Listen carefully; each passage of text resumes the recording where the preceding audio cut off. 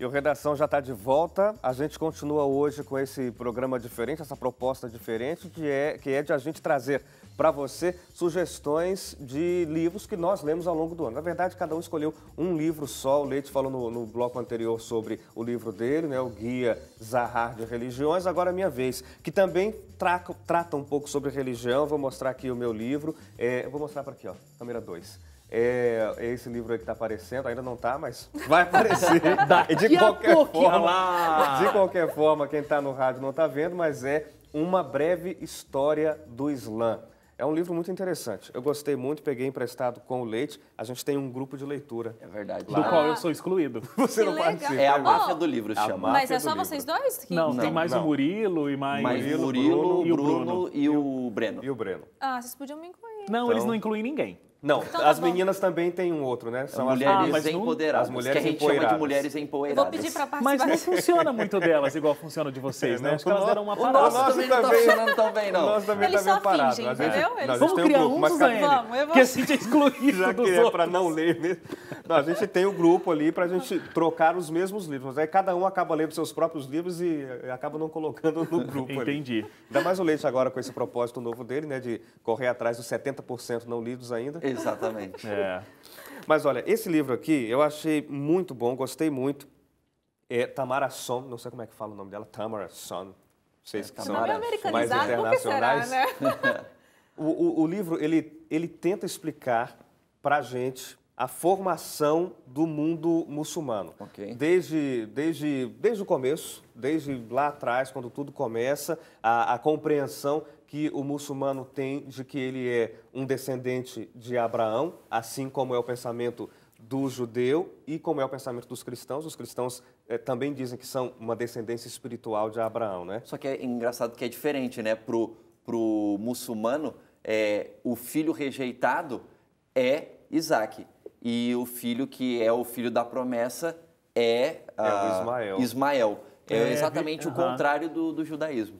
Mas é uma coisa que eu achei muito interessante do livro, é que essa historiadora, especialista em religiões, ela tenta colocar para a gente, e esse livro aqui é antigo, ele foi escrito pouco depois do ataque lá de 2001 às Torres Gêmeas. Então, acho que ele é de 2003 o lançamento dele. E ela já trabalhava nesse livro antes do ataque, mas veio num momento bastante interessante da história, porque depois do ataque, o mundo ocidental passa a enxergar o muçulmano como, de maneira geral, como se fosse um inimigo em potencial, né? Você vê, as pessoas passaram a ter medo de muçulmanos, de islâmicos, como se todo Uma pessoa muçulmano... com véu já saia correndo. Pronto, já sai correndo porque o cara tem uma bomba. E eu acho interessante porque pega um gancho ainda do que o Leite estava falando antes, né? Do respeito que você precisa ter às religiões e de entender pessoas de religiões diferentes e entender, principalmente no caso do islamismo, que Islã não tem nenhuma relação com o terrorismo, a não ser o fato de que há terroristas que são islâmicos, assim como há terroristas que não são. Há terroristas que são cristãos, por exemplo. Exatamente. A autora, ela detalha, assim, como funciona a religião, tipo, por que come ou deixa de comer certas coisas, o tipo de adoração? Ela especifica? Não, ela não entra nos detalhes da Doutrinários. religião, doutrinários, mas ela traça uma amplitude sobre como é que o islamismo funciona. E uma coisa interessante que o Leite chamou no blog, falando, né, você vai entender como é que Maomé conseguiu unir os povos árabes. E ele uniu os povos árabes através da religião. Porque a gente do lado de cá, do mapa, a gente não tem uma compreensão muito boa de como é que são as coisas do lado de lá. E ainda mais vivendo nesse momento da história em que o mundo globalizado, você acha que todo mundo vive igual, todo mundo tem o mesmo pensamento, que tudo... aqui tem um Subway aqui, deve ter um Subway também lá na Arábia Saudita, você acha que é tudo igual. E o legal do livro é mostrar que não é tudo igual. O nosso pensamento, a nossa forma de entender, de ver o mundo é completamente diferente para um muçulmano. Uma coisa, a Suad, que veio aqui na semana passada, ela já falou várias vezes no jornal, para um muçulmano, tudo é Deus. Para os Você não cristãos, separa, né? Como assim? Para o cristianismo, normalmente as pessoas dizem, não, porque Deus é o centro de tudo, Jesus é o centro. Mas na prática, você vê que as pessoas não vivem desse Você jeito. consegue separar Deus das outras coisas, As né? pessoas separam. Não, aqui é o ambiente de trabalho. Trabalho é trabalho, lá em casa é minha religião. Aqui não. Para o muçulmano, não. Para o muçulmano, Deus é tudo. Ele trabalha por causa de Deus, para Deus, que eles chamam de Alá. Olha só. Tocou. Olha, O telefone Nunca ouvi tocou. meu telefone tocar. Ele trabalha por causa de Deus. Ele se veste em adoração a Deus. Ele vai dormir em adoração. Ele come tudo. O tempo todo. Deus, Alá é o centro de tudo. E aí, por conta disso, o muçulmano tem essa crença muito forte. Então, quando a gente vê, por exemplo, o desrespeito que muitas pessoas têm a Maomé, e Maomé, para o muçulmano, não é Deus. Muitas vezes as pessoas confundem, acham que Maomé é uma divindade. Para eles, Maomé não é uma divindade, mas Maomé foi alguém muito importante na história muçulmana. O precursor da religião, né? Ele foi foi o o último precursor. profeta. Porque, por exemplo, o muçulmano acredita que Jesus existiu. Só que Sim. ele não acredita que Jesus é filho de Deus como os cristãos acreditam. E que vai Eles voltar, né? Não. Eles acreditam que Jesus vai voltar, inclusive. Mas faz parte da escatologia muçulmana acreditar que Jesus vai voltar. Mas o que acontece? Eles acreditam que Jesus foi um profeta. Só que ele não era o filho de Deus. Então ele falou coisas boas e tal. Só que Maomé foi o profeta, o grande profeta que trouxe a principal revelação. E que ele, é nessa o classificação- livro que é a... Tamara. E nessa, O Alcorão? O Alcorão. nessa classificação, então, Maomé seria mais alto Um que profeta Jesus? superior a um profeta Jesus. superior. Ele é o principal Então, na profeta. verdade, eles não acreditam que Jesus vai voltar. Eles acreditam que ele vai vir uma primeira vez. Porque se eles não acreditaram que Jesus... Não, mas é era que eles o não filho de acreditam Deus, que Acreditam ele que Jesus vai voltar, só que, bom, aí a gente vai entrar numa doutrina Tá, tudo muçulmana. Mas eles acreditam que Jesus volta antes do Armagedon. E aí, só que Jesus, junto com um último profeta que eles acreditam chamado Mahdi, os dois se juntam para liderar os fiéis no Armagedon, que é a última batalha antes do fim do mundo. Mas aí vai entrar bem... Não, é só Bem uma resumido. pergunta. Mas uma coisa que é muito interessante do livro também é trazer um resgate histórico dos povos árabes, né, que eram espalhados ali por várias regiões na Europa, Ásia, África, Ásia não, a Europa, África, e cada um com sua forma de governo. Também, né? Ásia também, porque alguns, o Oriente mas, assim, Médio acaba pegando, Ásia, né? pega a Ásia, é verdade.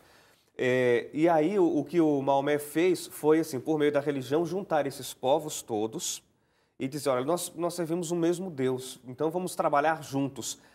E aí, a partir disso, o mundo muçulmano começou a ter muita força, a crescer muito. E tem a chamada Era do Ouro, em que a gente tem assim, uma enorme variedade de pensadores, de filósofos, Expansão, de cientistas, uma expansão enorme da ciência no mundo árabe. Os números que a gente usa até hoje são os números arábicos, né? Quer dizer, são só um exemplo, né? Mas outras coisas também, diversas outras que foram criação do mundo muçulmano e que a gente tem até hoje para nós, e como resultado dessa união que foi trazida por Maomé. E aí depois as coisas se degringolam, né? Depois, com o passar do tempo, o profeta esquecido, a herança que ele trouxe acaba deixando, e até a própria divisão dentro do islamismo acaba causando isso, né? Tem os sunitas, tem os xiitas, tem um outro que o Leite mencionou aqui, os sufistas, e tem outros... Sufistas? Outras sufistas. Eu estava só brincando. Surfistas. Surfistas. Eles surfam também, eu Tem o acho. sulfite também. Mas é interessante que nessa divisão, nessa fragmentação, acaba causando o enfraquecimento do islamismo. E nas regiões islâmicas hoje que a gente tem, então a gente tem, por exemplo, o Afeganistão, o Irã, o Iraque, que foram a própria Síria, que hoje está no centro do mundo, sempre invadidos por outros povos, sempre com outros povos tomando conta dessa região. E isso tudo ocorre depois dessa fragmentação, quando o povo deixa de estar unido, e unido era forte. Sabe o que é interessante disso que você está falando? Porque que é importante a gente entender, mais cientificamente falando, algumas religiões. Porque a gente consegue entender, inclusive, sociedades, como você falou, o mundo atual. Por exemplo, tem gente que pensa assim, não, muçulmano é tudo igual.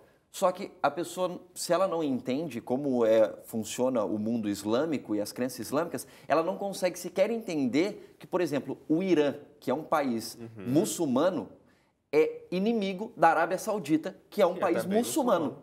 Mas por quê? Porque a Arábia Saudita é o principal país sunita, que acredita, e aí é uma questão de divisão ali, dos profetas que se seguem após Maomé, né?